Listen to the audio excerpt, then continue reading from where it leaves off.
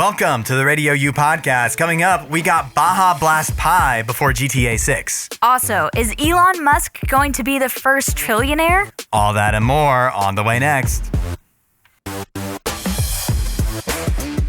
Well. Something tells me Elon Musk is about to be very rich. Oh, is he not already? Yeah, 8772 Radio U. Tesla shareholders just approved a new pay package for Elon Musk that could make him the world's first trillionaire. Wow. But first, he has to meet some pretty lofty goals. We're talking selling 20 million cars, deploying 1 million robo-taxis, selling 1 million humanoid robots. So the Tesla shareholders want him to do these things. I didn't even know Tesla had humanoid robots. Maybe they don't yet. And that's part of the development. Yeah, this is what Elon needs to do. Okay. They're like, we want we want humanoid robots. Get on it, Elon. You want to be a trillionaire? Get those humanoid robots coming. So essentially, he has to turn Tesla into Skynet. Yeah, sounds like it. But 75% of Tesla's shareholders did pass this. And so now Elon Musk could be about to make quite a bit of money. I mean, I feel like this is just, we've been on a trajectory with Elon Musk of him just being the richest man in the world over and over and over again and stretching what that mark is each time. Mm-hmm. And so, yeah, the idea that somebody could be a trillionaire just blows my mind. Yeah, well, let's not, that's the headline, but let's not get in front of our skis. I also failed to mention that for him to be a trillionaire, it looks like Tesla itself would have to reach a market valuation of $8.5 trillion on its own. Where are they at right now? Nowhere close to that. Okay. NVIDIA is the most valuable company, and they're not even close to that. Gotcha. So, I mean, it could happen one day, I suppose, but that would be pretty wild. I do want to point out, too, that not all of Tesla's shareholders voted for this. Yeah. 25% said no. And I really like what the Norges Bank Investment Management investor said. That's the Norway Sovereign Wealth Fund, basically. Mm-hmm. They said they were voting against it because they were concerned about its size, dilution of shareholder value. But the one that I really like is the over-reliance on Elon Musk. Basically, it doesn't seem particularly healthy as either a shareholder of a company or as a country and an economy to be so reliant on not just one company, but one individual. Yeah. And it doesn't seem healthy for Elon Musk to have all of this pressure on him. Right. He seems to be built different, but still. That is a lot of pressure. And, you don't want your mind to go to a dark place, but it can. We've seen assassinations over the past year, like multiple CEOs. And so it's just like, that truly is a risk that you need to take into account here. When you have a man that's worth so much money and has so much power, he puts himself at a lot of risk by just being a big, massive target. And so, yeah, I do think I understand why they may be a little bit hesitant to put all of their eggs in the Elon Musk basket. Yeah. Elon Musk, obviously, he's made a lot of money. He's not the kind of guy I would want to trust too much, Sure. He needs to have some checks and balances. Everyone does. Yeah. But $1 trillion could be in his sights if he just basically takes over the world with robots. It sounds like he's playing the long game here because it doesn't sound like this is going to happen anytime soon. Mm-hmm. But again, the idea that this could happen still blows my mind. Why did they even want to do this? Right. Did you know it's possible to be too attractive?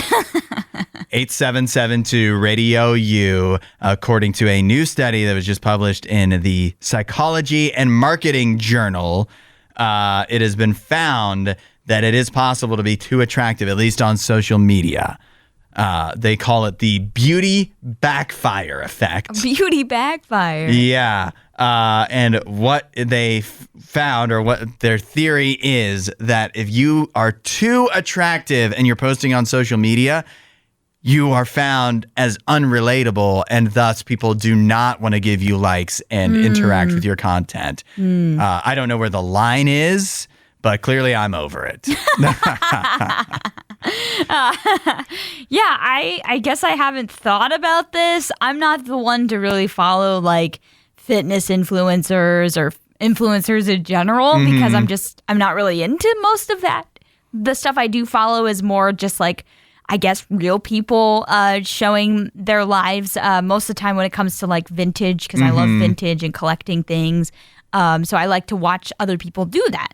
But yeah, I guess I haven't really seen this play out too much in my own life. There's a sweet spot somewhere in between, because they didn't cover this in this study, but I think there's people that are too ugly to get any traction on social media. But then there's the people that are too hot. Yeah. That you just can't relate with. You see them and you're like, that could never be me. Yeah. But then there's that sweet spot in the middle where you want to be like pretty attractive, but not too much. And so, I don't know, do you think people are going to start getting like plastic surgery to make sure they're not too attractive so that they can get like maximize their social media presence? I think the way to do that is just don't try. Like, don't try to look super hot, you know? Because like don't put makeup on, or don't do your hair or something, like maybe be super messy. I think that's a way to make yourself a little bit more relatable, even if you do have like features that look like you just walked out of a magazine. Maybe also, I know this is tough to hear, but if you're very, very beautiful and attractive, you just have to look in the mirror and realize that social media isn't for you. Yeah. You're going to have to go into another line of work. Although I don't really know if this is true, because I feel like a lot of like models now are on social media. Well, there are people that are even more attractive than those models, and you never see them because they're not relatable. Okay. They're not relatable at all. Yeah. And they're suffering through life. Yeah. They're just too attractive. I guess this is kind of an improvable like point. You know, we can't really prove it. We don't know who is and isn't popular on social media. Or what the line is of like what is too attractive truly. To be relatable. And I find this all the time hilarious. And it's actually not hilarious because it's kind of dumb, but there'll be like super attractive people. I remember like Selena Gomez. She's gorgeous. And people still in her comments will be like pointing out stuff that they consider flaws in her appearance. 100%. And I'm just like, you guys are losers, first of all. But that just shows you like you can look amazing and flawless in beautiful pictures that are probably edited. And people will still find something wrong with it and still find a way to criticize it. Yeah, I call that the Aaron Rodgers effect. Oh, yeah? You can be perfect and still get criticized. On the menu today is the brand new Mountain Dew Baja Blast Pie. Look at that, Allie. It looks amazing. Or it looks Does amazing. it look amazing? It's a wild color. It's a wild color that I know when I pointed it out when we talked about it. Was that yesterday? We talked about it yesterday, right? Right? Yesterday. Yesterday was the first day you could get it. Yeah. And we got it. We got our hands on it. But I mentioned how unnatural the center filling of this pie looks because it looks exactly like Baja Blast. But you like Baja Blast, though, right? I think it's pretty good. Baja Blast is one of the top, like it's Mount Rushmore soda. Yeah. I don't get it very often because I don't drink like full sugar, full calorie soda anymore. There is a zero version. Oh, I didn't know that. Let's try this first, then I'll give some backstory. Let's go ahead. Here we go. Take a bite. You take a bite first. That was a big bite. Dang. Even though it's a small piece. Yeah, it's a little sliver of pie. Okay. So the questions we need to answer are, is it good? Yeah. Second, because that's the most important thing. Secondly, does it reminisce you of Baja Blast? And 3, is it worth the money? Because it was $20. It's so cold. Yeah, I didn't take it out early enough. Is it good? In what are we comparing it against? Like, this is not as good as pumpkin pie. No. It's not as good as pumpkin pie. But it's not bad. No, it's not bad either. But I do not see myself being able to eat a whole piece of that. That is a lot of just flavor and also like not really Baja Blast flavor. So you're saying it does not reminisce you of Baja Blast? It's making me think, because you know how they mentioned like key lime pie? I think it's just fully key lime pie. Well, a lot of people like that, so that'd be good, I think key lime pie is good, but I'm more I guess, I don't know. The citrusy part is kind of throwing me off a little bit. Key lime pie is not what I would gravitate towards in the world of pie. Same. I actually do think this kind of tastes pretty similar to Baja Blast, though. Oh, really? I think as much as you could put Baja Blast into pie form, I think they've done it. Okay. The color is definitely right. Yeah, 100%. And I think the flavor, like the lime, like I think it matches up pretty closely. Okay. I guess we really should have a Baja Blast drink here to compare. Yeah, but I think they did a pretty good job. Now, here's the thing. If you want one of these, it may already be too late. When I went to pick, first of all, you can't order them online. You have to go in and talk to a person or in the drive-thru. The person I talked to at Taco Bell, she said to me, she says, let me know how it is. We're not allowed to buy them. Oh. And I was like, they don't let the employees buy them? She's like, no, we only have 8. So I was going to ask, I didn't get to if I was the first person to buy one. Yeah. Because I came in like right after lunch. Right. So I don't know if anybody had been tempted, but I mean, if they only had 8, these aren't going to last super long. No, they're going to sell out pretty quickly. So the whole Taco Bell was like, you got to get these quick. Mm-hmm. That was because they barely gave any out. That's right. They legitimately made this very exclusive. They said that. They said it's going to be exclusive. What does that mean? It means each Taco Bell has 8. Yeah. I don't know if they vary that based off of how busy the Taco Bell is. Probably right. But I mean, if the one I went to had 8, that's not a lot. That's not a lot either way. No, that's a lot less than what I thought they'd have. I thought they would have maybe like 20. Yeah. Somewhere around there. I will say the pie is much bigger than I was expecting. Yeah, it's a full-size pie. I'm glad because it was $20. That's a decent amount to spend on any pie. Yeah. What's the going rate for pie?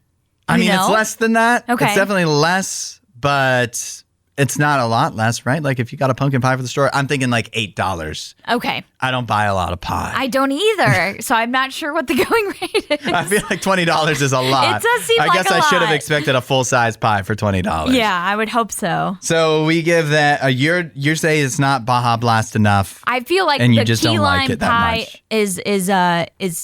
that's the flavor that hit me first. Mm-hmm. So that's what stuck out to me. I feel like it's Baja Blasty to me, and it's good enough that I don't think this is going to sit in the freezer forever. I think somebody will eat it eventually. Sure. I think it's good enough that you can enjoy a slice of it. Yeah. What a nice Baja Blast breakfast we just had.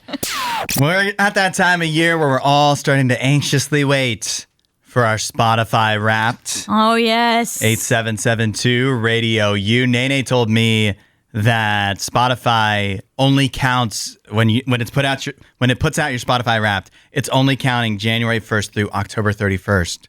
Really? So there's nothing left you can do to cook your Spotify Wrapped for this year. Set in place. Yes, what will be will be. But what if you could get your Spotify Wrapped basically every week? That's what Spotify is trying to start up here with their new listening stats feature that will give you a bit of a weekly recap of your listening on Spotify and give you different insights into what you've been listening to from the past week or the past 4 weeks. It'll even make suggested playlists based on what you've been listening to. You'll get to see like a special highlights, like some kind of milestone you've hit, or something along those lines. Allie, you ready for a weekly Spotify Wrapped? I mean, I kind of am. It'd be fun to see like what over the past week I've been listening to, what I've been enjoying. I know Spotify has done this for a while. I haven't listened to it in a while, so I don't know if they're still doing it. But they used to do this thing called the on repeat playlist. Have you ever seen this? I don't know. Maybe. It was one of those like the section that's like for you. And they would have like all these different mixes based off of artists that are similar that you listen to. And some of them included in there would be like artist suggestions. If it didn't stick with me if I saw that. I feel like it was popular like in 2020. But it was an on repeat and it would show you all the songs that you've been listening to a lot recently. And then there was one that was like a little bit more of songs that you had listened to over the past few months. And they had those too. And it was usually like 30 songs. And it would change, like refresh every day. So I've listened to those. So I think I would like to see maybe a weekly or monthly, I think I would prefer monthly versus weekly. I listen to a lot of Spotify. You do. But I also think a weekly a weekly update is a little much to me. Probably. But I mean, it depends what info is in there. If it's talking about like milestones, like, oh, you've listened to this band for now this many hours total or something, to get that kind of information in not exactly real time, but every week would kind of be interesting. Sure. But I also think a weekly Wrapped runs the risk of becoming just too much. Mm-hmm. You're oversaturating. Like part of the fun of Wrapped is that we all get it all at once. Yep. And it only comes out once a year, and everybody shares theirs, and there's a mix of excitement and also rolling your eyes at like, you know what I mean? Yeah.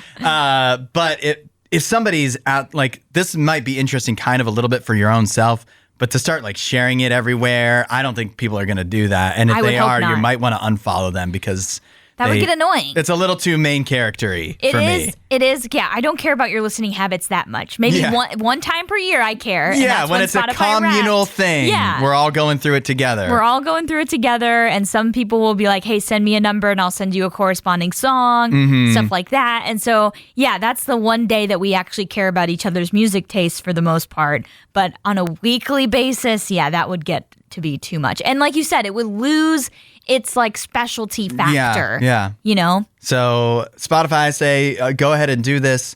Just don't overdo it. Yeah. Like, let us know it's there, but don't be like emailing me and sending me notifications every week. Be like, check out your weekly Wrapped. That's too much. Too much.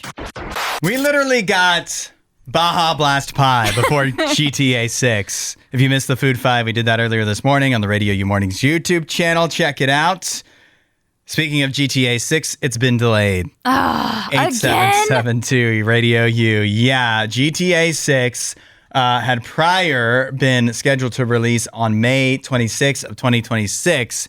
If I remember right, it had a different release date before that, right? Or at least a release window. It was supposed to come out this year. Yeah.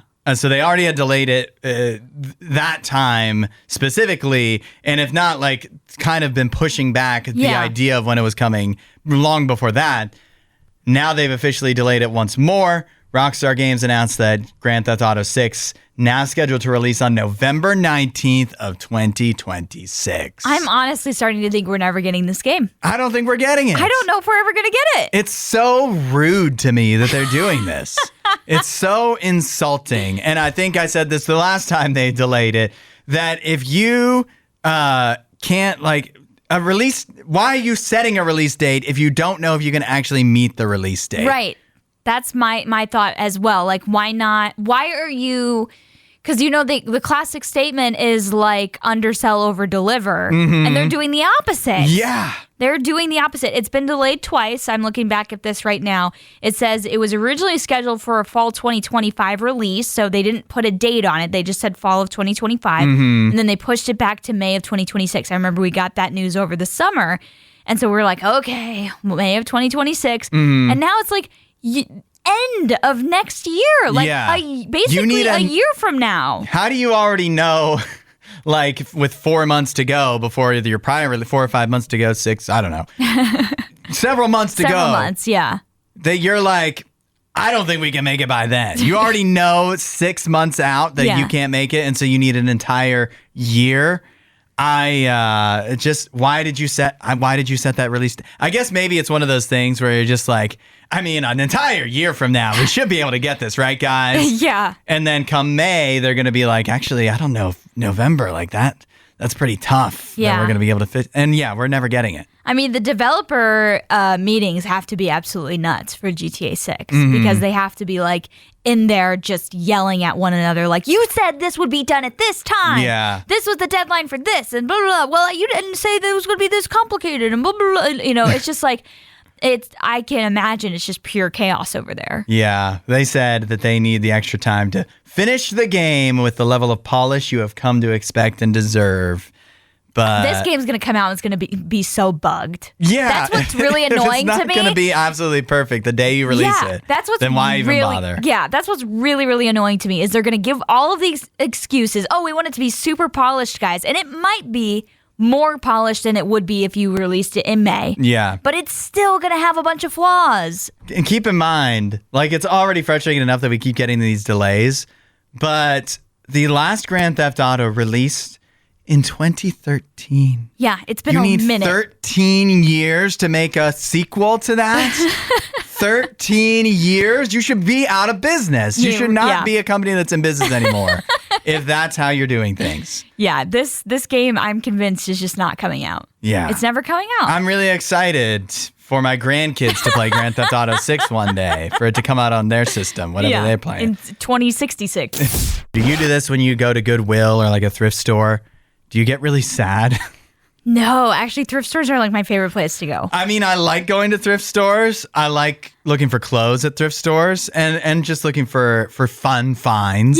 Yeah. But it also makes me sad. Okay. I always am stuck in a tension between like having fun and sadness at Goodwill. Okay, what makes you sad about it? Walking through basically any other section that's not the clothes, because there's these things that people donate. And I'm thinking like, this person actually thought somebody would want this. Oh. This busted up George Foreman grill that surely can't even work. Oh. And they donated it thinking that somebody was going to buy it. And I'm sure that much thought doesn't even go into a lot of the donations to Goodwill. Yeah. But I don't know, just the collection of all the discarded things that somebody's trying to give second life. And I'm just like, this is so sad that they even put this out on a shelf. You know what makes me sad at Goodwill? When I see something that was like addressed to somebody. Like, let's say... Oh, the personal artwork? Yes, personal artwork, or like somebody will make something. Me. Somebody will make something for somebody. Like I've come across things where it's like an embroidered piece that was made for somebody, and it's like love grandma or love your sister or something like clearly somebody made this for somebody. And I most of the time I think it's like, you know, when someone passes away, a lot of their things end up getting donated I or think, sold at an estate sale, and whatever doesn't sell, they'll give it away. And so, yeah, that part definitely makes me sad. Another reason to be sad. Yeah, that most of the stuff in there might have come from a dead person. I don't know about most. There's so many like broken things. And I guess it makes me sad too to think of the person that somebody would buy this when I'm looking at it, like clearly this has no use anymore. Yeah. But maybe there's somebody out there that's like, well, no, I can actually do something. I needed one of these. Yeah. And I know it's really old, but I'll clean it up and it's fine and blah, blah, blah. And I was thinking about how like one of the things that Jesus talks about is in the Bible, how God will make things new. He'll take what's broken and make it new. Yes. And so if you're feeling like a busted up George Foreman grill has been donated to a Goodwill that nobody could possibly want, Yeah. God is the one that can actually take that George Foreman grill and turn it into something of value. Ah, I love that. Well, you know the classic saying, it's in the eye of the beholder. Yeah. One person's trash is another person's treasure. Well, the eye of the beholder in this case is Jesus. It's God. And we're told many times that Jesus sees you in this like loving gaze, this perfect love that is just so much more perfect than we could ever describe. Like the love that we feel that feels so pure, like let's say for a child or somebody, you know, your spouse, that isn't even close to the love that Jesus feels for you. And so, yeah, you may feel like that beat up grill, but Jesus sees you as something so much more and sees so much potential and value in you. Think about SpongeBob. Think about when he gets the #1 soda drink hat. Ah, yes. He's so happy. Yes. That's Jesus, and you're the #1 soda drink hat. Mr. Krabs didn't want it. Mr. Krabs thought it was garbage. Jesus knows. Yeah. Get your popcorn ready. It's our Friday tradition, the weekend watch list, letting you know which movies are new that you could be watching in theaters and at home this weekend. Finally, I feel like we get something that's interesting. Where the weekend watch list has been a little... it's not been the best. It's in parts. I mean, October was the worst month at the box office, excluding COVID, since 1997. Man, so sad. I was born in October of 1997. So hopefully November will be a nice big turnaround. Let's start it with Predator Badlands, starring Elle Fanning.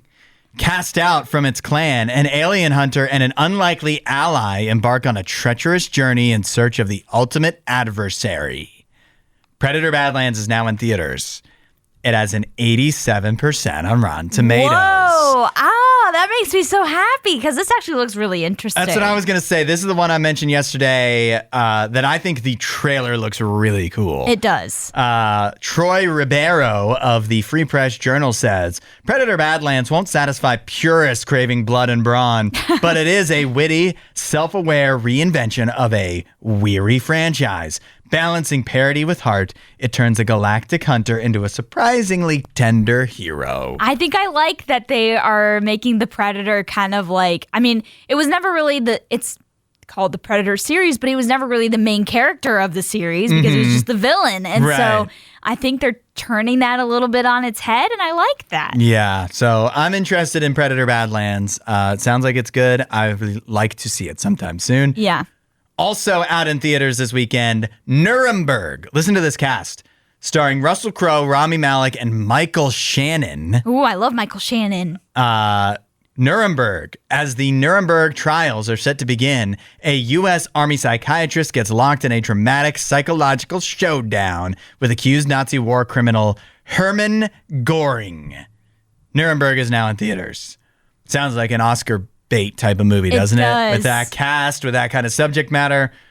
Well, unfortunately, it only has a 69% on Rotten Tomatoes. Oh, man. I was just about to make a joke that Michael Shannon seems to only do Oscar bait movies. I know. One of my favorites, but I'm sure this is okay. I mean, 69, but it also sounds like an undertaking. Even listen to what Randy Myers of the San Jose Mercury News says. Nuremberg is long, but doesn't feel like it. It's a solid film worth noting and heeding. Okay. I love solid films worth noting and heeding. Yeah, that doesn't exactly sound Oscar worthy, but it doesn't sound like it would be a mistake to watch it. Yeah, but just it's just not. It doesn't sound fun, though. No, it sounds like a trip. It sounds like educational almost. Finally, Guillermo del Toro's Frankenstein. Yes. Starring Mia Goth, Jacob Elordi, Oscar Isaac, and Christoph Waltz. How's that for a cast? An amazing cast, if you ask me. A brilliant but egotistical scientist brings a monstrous creature to life in a daring experiment that ultimately leads to the undoing of both the creator and his tragic creation. Spoiler alert. Yeah. Frankenstein is now on Netflix just in time for Halloween. No. Has an 85% on Rotten Tomatoes. Okay, not bad. Yeah, Rayford Guzman of Newsday says, a gloriously gothic masterpiece that returns the pop myth of Frankenstein to its origins. I think I love that. I definitely have been intrigued by this movie. The trailer looks very, very good.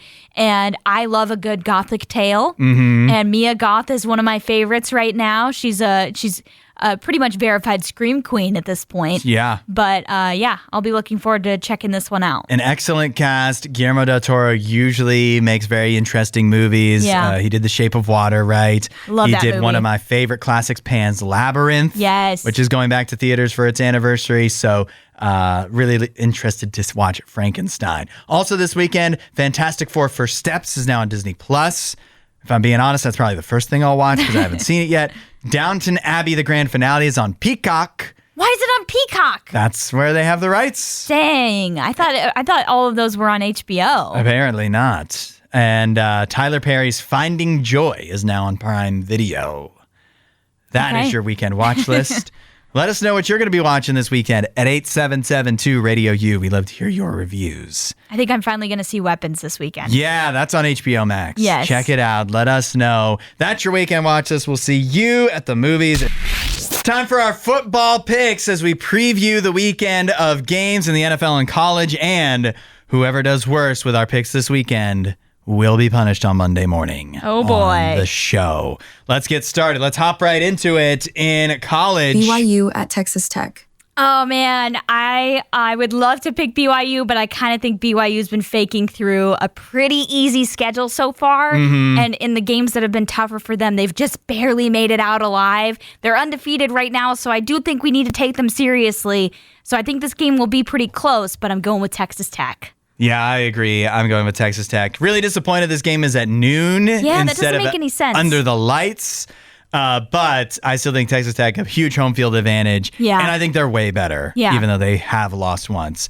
So let's move on. Oregon at Iowa. This is another game where I really kind of want to take the underdog, but I just can't convince myself that Iowa's going to get it done against Oregon. But I will say something that's going to be working in Iowa's favor. Apparently the weather is going to be absolute trash. Potential sleet. And so that may make this game Kinda- like a slugfest. Kind of like it was for the Oregon-Indiana game where Oregon lost. Yeah. It wasn't sleeting, but it was bad weather. It was bad weather. And so I think this game is going to be really, really close. Oregon played a really close game last year against Wisconsin. And so I think we could see similar outcomes, but Oregon ended up winning that game.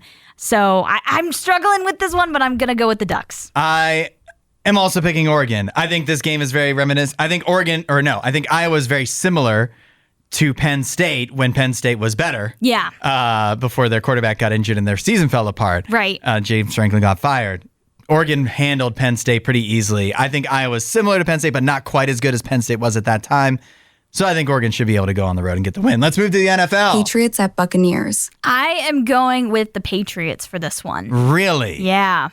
I'm going with the Buccaneers. Okay. The Patriots, I think, yes, they beat the Bills, but the same argument could kind of be applied to them as BYU. They've benefited from a fortunate schedule. I don't think that means the Patriots are bad. I wouldn't be surprised if I guess it'd be a little surprised, but they could be a Super Bowl team. I think they're that good. They have the easiest schedule, right? Like we talked about this, Yeah. they have the easiest schedule remaining. So yeah, that could happen. But that said, I think the Buccaneers are better and at home, and they're coming off a bye. So give me Baker Mayfield. Steelers at Chargers. I am going with the Chargers for this one. I have the Steelers. Okay. The Chargers have a bad offensive line with a lot of injuries, and the Steelers have TJ Watt and Cameron Hayward. Justin Herbert's going to be running for his life. All right, and let's do the tiebreaker, but also the all-important Upset special. For my upset today, for this week, I'm actually going with a game that is tonight. Nice. And that is Memphis versus Tulane. Give me the green wave for Wow. an upset on the road against Memphis. I'm going tomorrow in college. I'm going to Connecticut, where UConn is playing Duke. UConn has quietly had a pretty solid season, and nobody cares because they're not in a conference and they're not going to make the playoff, but they played halfway's decent.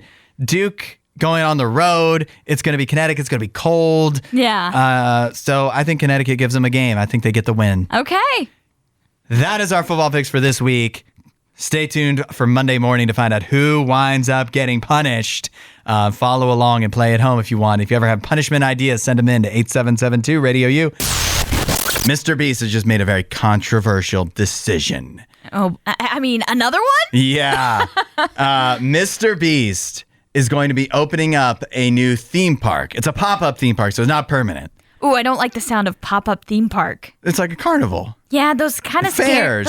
scare me. They're fun. They're fun, but the rides kind of scare me because I don't like a ride that's movable, like that you can tear down and you know, there's something about that's a little fishy. Millions of people attend carnivals and fairs and ride rides without any incident. I'm not saying it's wrong. I'm just saying I get a little scared. We haven't even gotten to the controversial part Okay, yet. just keep going. He's opening up a pop-up theme park, but it's not the theme park that's the problem.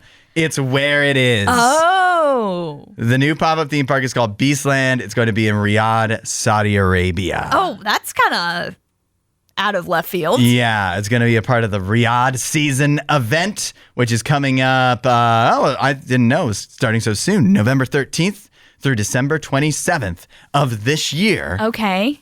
Saudi Arabian fans of Mr. Beast will be able to attend Beastland and experience something that they say is unlike a typical theme park. Oh, sure. It's custom games inspired by Mr. Beast's YouTube content, such as the catapult-based Tower Siege, a trapdoor drop zone, and the maze-style dungeon escape. That sounds like any attraction at a local fair. No, it's unlike your typical theme park. That's what they said. That's what they said. Well, a fair is different than a typical theme park, so maybe that's what they mean. Yeah, it's hard to actually fact check or hold that accountable, isn't it? But of course, this is controversial because it's in Saudi Arabia. The Saudi Arabian government is funding it and probably basically full. They're just so never they're paying gonna. Directly to Mr. Beast, I'm sure. Yeah, they're just never going to run out of money. I feel like they're not. Every day I see something new that the Saudi Arabia government is like paying for. Yeah. Saudi Arabian? I think so. Yeah. There's the There's the football thing that's going on, the flag football games. I think that's coming up soon too. That's That like is. right around these next couple weeks. There was that comedy festival was very controversial in Saudi Arabia of some people criticizing like, why would you want to go do comedy in Saudi Arabia and get paid by their horrible government?